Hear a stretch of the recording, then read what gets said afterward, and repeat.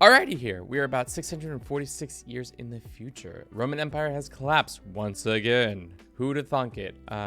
We let this time lapse run a little longer just to see if there was a possibility of it coming back. Obviously, that was a vain hope. We also let it run a little bit longer because Kevin kind of forgot about that it was going. So here we are. Let's figure out what happened to the Roman Empire. Flavius II coming of the Roman Empire. We have him. He created it.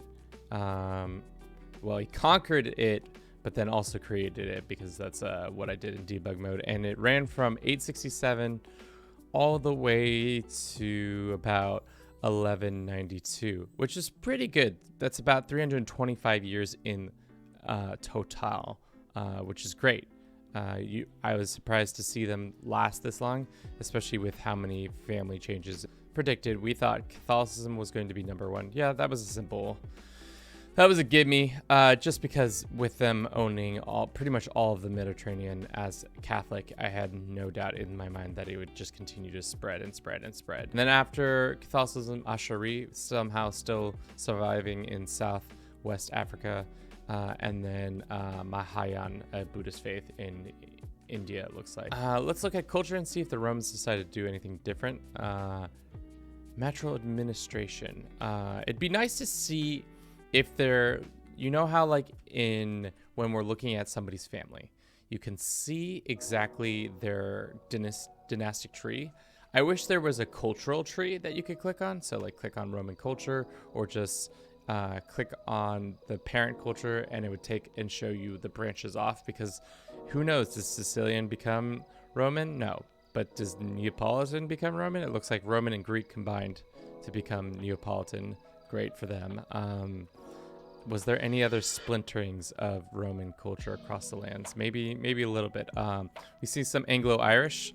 Did see the Irish absolutely manhandling the British Isles. Then let's look at the kingdom map mode. Obviously, this is going to be tampered with a little bit because yours truly did some tampering with to make it so that the borders of the empire were nice and smooth.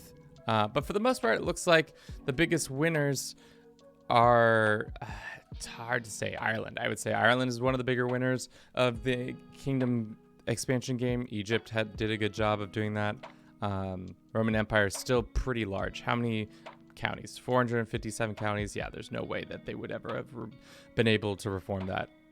Also, Estonia coming in here and taking a huge bite out of Germany. Nobody would have predicted that. Nobody would have predicted that to happen. Now let's look at our economic map mode and see where our most yellow areas are.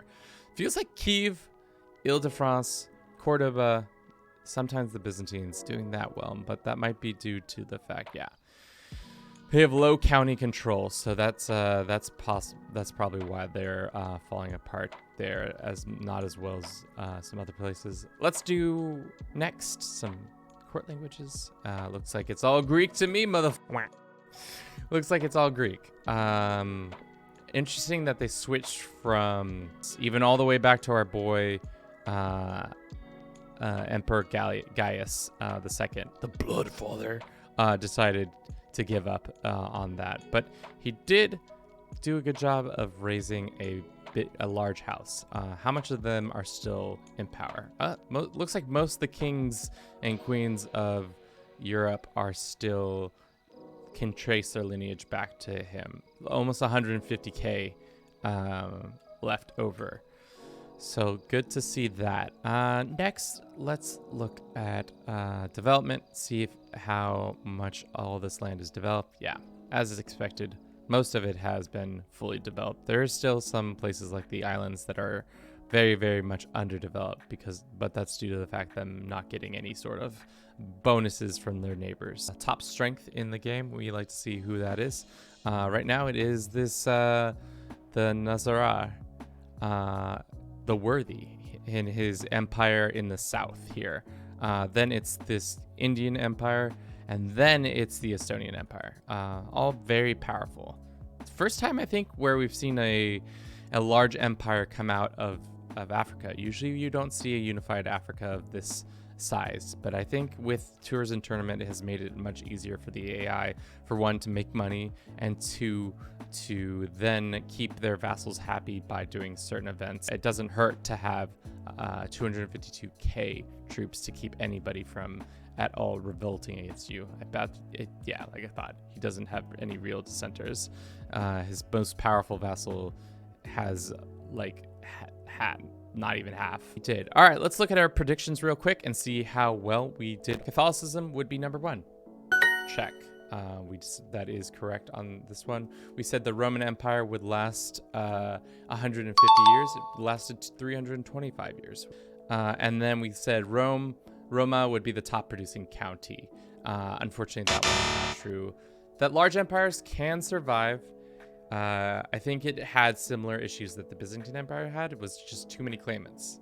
I think that's what happens with the AI. They kind of get into a cyclical cycle of somebody comes to power, so many claimants want the power, so then one of the vassals tries to put them in power, weakens the empire, so more claimants gain access, and then the process begins again where we're going to install this guy, we like this guy more, or we like this person more, which for the player is a great thing to be able to exploit, but as for an AI, it's probably pretty difficult unless you get to these larger amounts of troops where you can just easily put down any sort of rebellion, because there's no hope for them to actually rebel against you. Like the Lithuanians might be possibly able to do it, but as long as you just get one ally with them, things are all good. No need to worry about that.